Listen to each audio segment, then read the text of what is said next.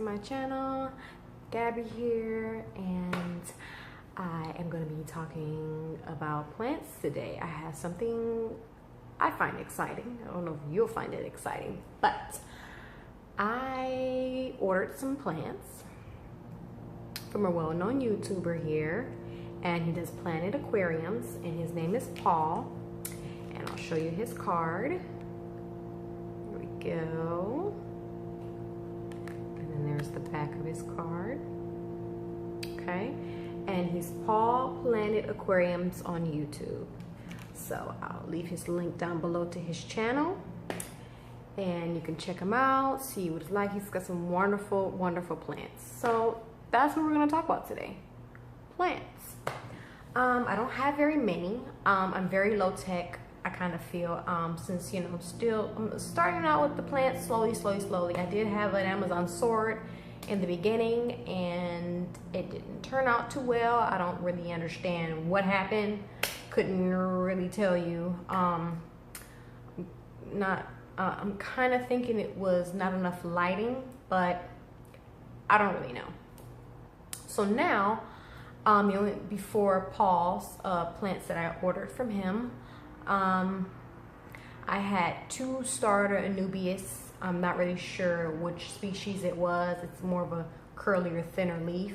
If you guys know, please leave it in the comments below and let me know if you recognize that from what I told you.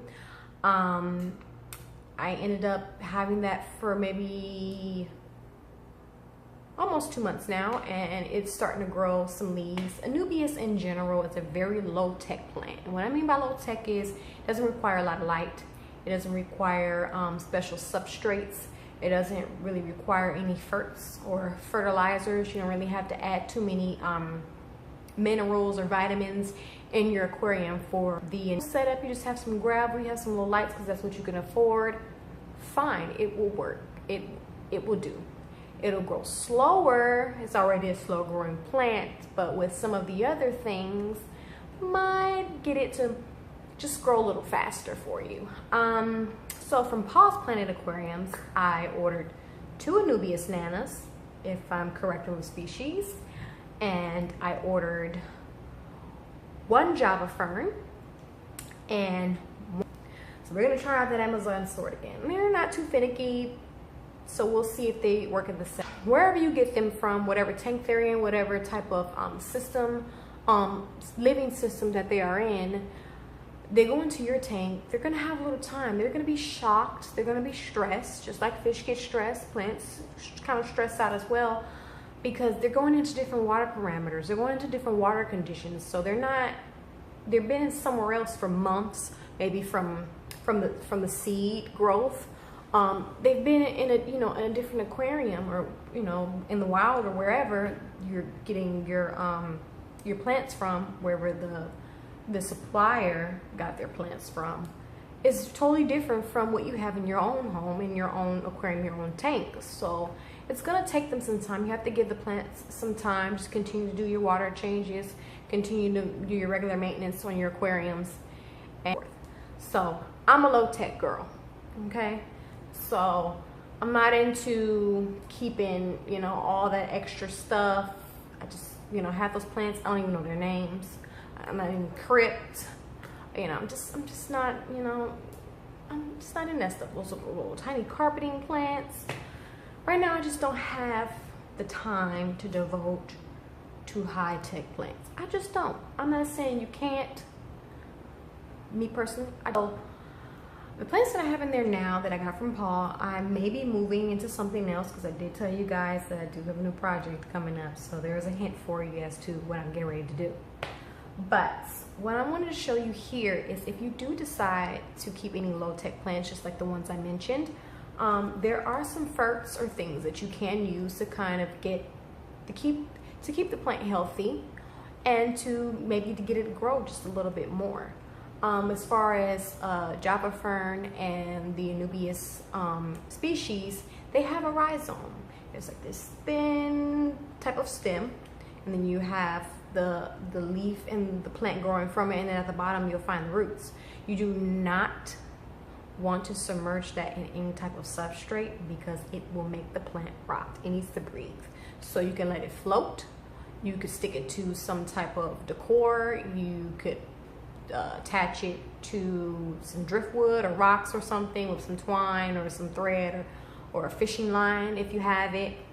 If you have some access to any of those things, you can do that, but just try not to submerge that in any substrate, because it's not gonna work out really that well.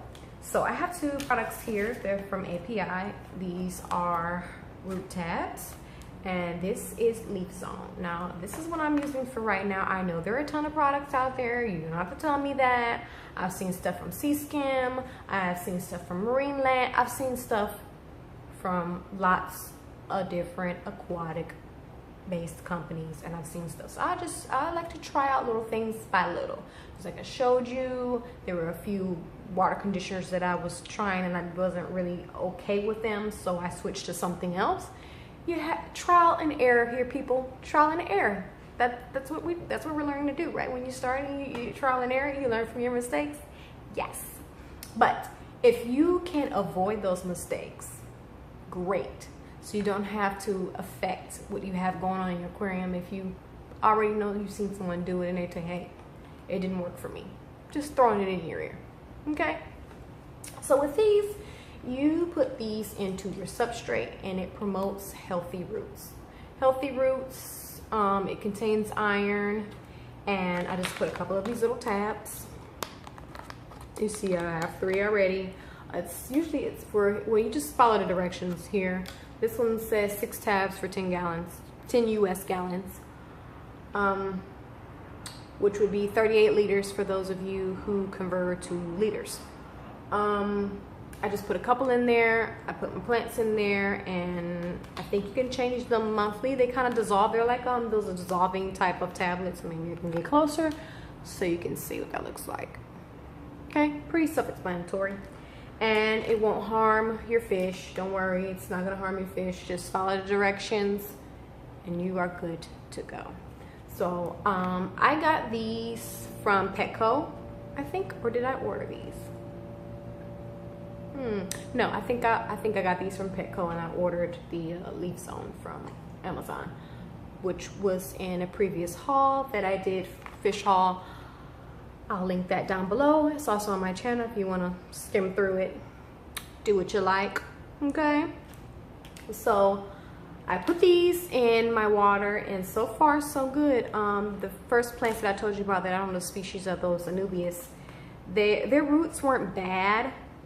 They were strong, but they look like they strengthened. They've actually gotten longer, and I'm starting to see more new baby leaves, new growth on the plant just from this alone. So if you're starting out and you want to keep a couple plants in your aquarium and you want to kind of help them stay healthy, it's a good idea to get your hands on this. The other product is the Leaf Zone. It promotes plant growth. Self-explanatory. This one also contains iron for lush iron and potassium. The other one didn't contain, but it's just iron. This one contains potassium for lush, colorful leaves. You use this once a week, so the best thing to do when you do your maintenance, you'll want to add this to your aquarium. Just a little bit, just throw it in there. It does have a weird smell. It does look like it has chlorophyll in it or something, but of course, one thing I noticed about API is they do not totally put all the ingredients on the bottles. So I don't know. Strong, they're strengthened. When you get your plants, you want to make sure that they're not black, they're not mushy, they're not like rotting. You don't want to buy a plant that has rotting, mushy black roots. It's not gonna grow, it's gonna die. Okay, I mean, roots are foundation here, people. Roots, foundation, you know, you get it. Okay. So far as the leaves, you want to avoid any that are yellowing. That's a good indication that it's not doing so well. You want to make sure you avoid plants with lots of holes in the leaves, any tears in the leaves, any partial leaf rotting, which does kind of happen for some plants depending on if they've been like submerged under some type of ornament or something, and they're like, you know, they don't have any room to breathe. It'll kind of die like that. Some of them will melt away, and then some of them will come back in full force. I'm going to throw in those clips of the initial unboxing, and then I'll meet you back here, or actually over there. Hi guys, I have an unboxing of some plants here from Paul's Planted Aquariums. Paul's Planted Aquarium, yes. And Paul sent me some plants that I ordered, and I'll link his channel down below. His plants are amazing. They're really, really nice. So they came on time. I ordered them just a couple of days ago, and it actually came a day early, so than I expected. So I already opened it a little bit, and I looked at the Amazon sword, and it's beautiful. I know the lighting isn't totally great, but maybe I can kind of edit it and kind of fix that. But anyway, these are some awesome plants. So let's start at the top. But I'm gonna open these plants up for you guys. So yes, this is from Paul's Planted Aquariums. They're really, really nice. And I've already opened up the Amazon sword. So hold on.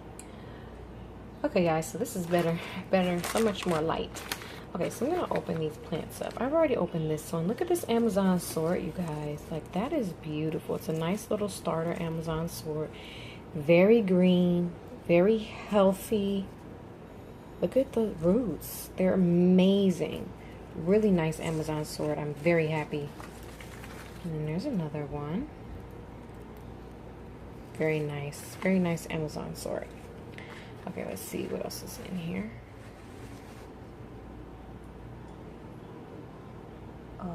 Okay, I don't know what happened with that. I think the lights were about to...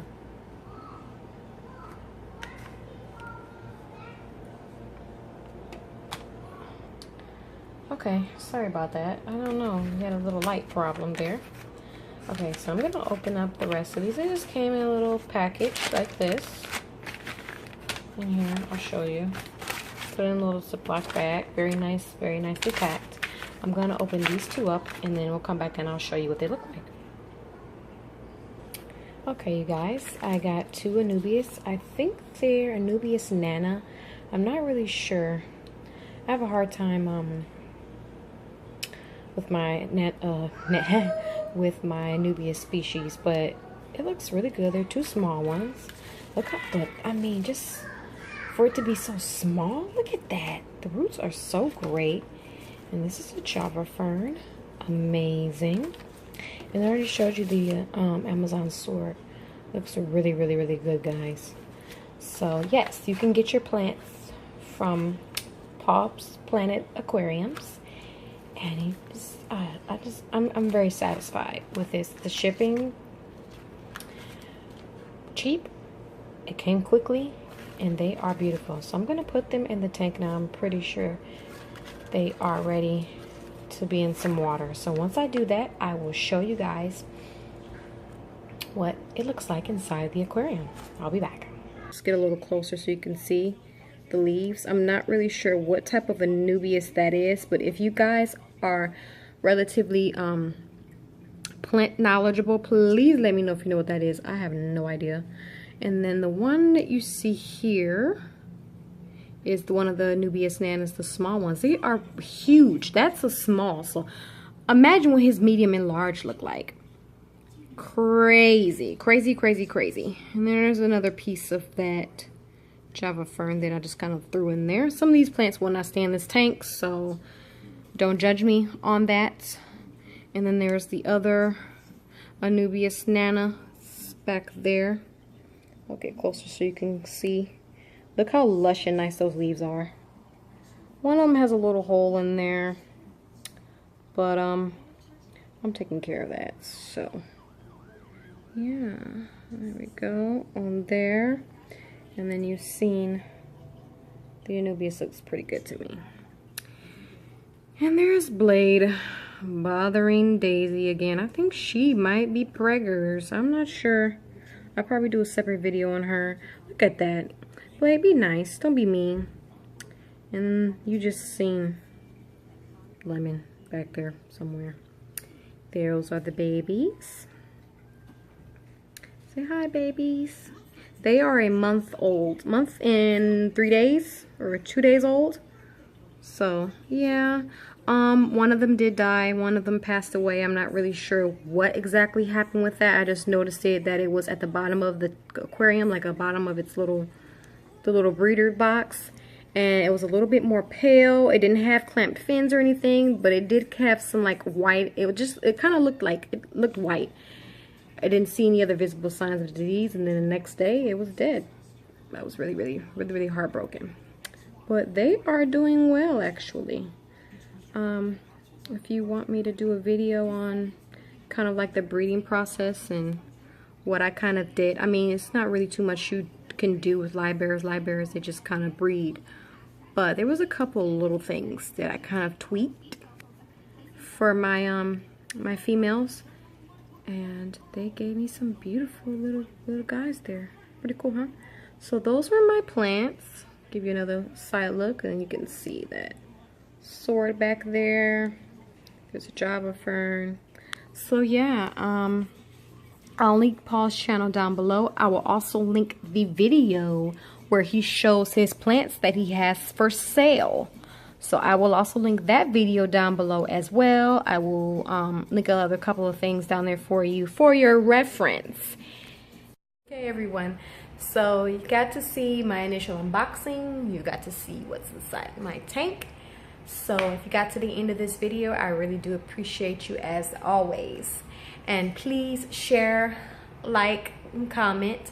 If you have any questions or concerns or any advice or whatever, just leave it in the comment section down below. I do read every comment, so don't be nasty, because I will check you. Don't come for me if I didn't send for you. And please subscribe if you haven't already, and I will see you in my next video.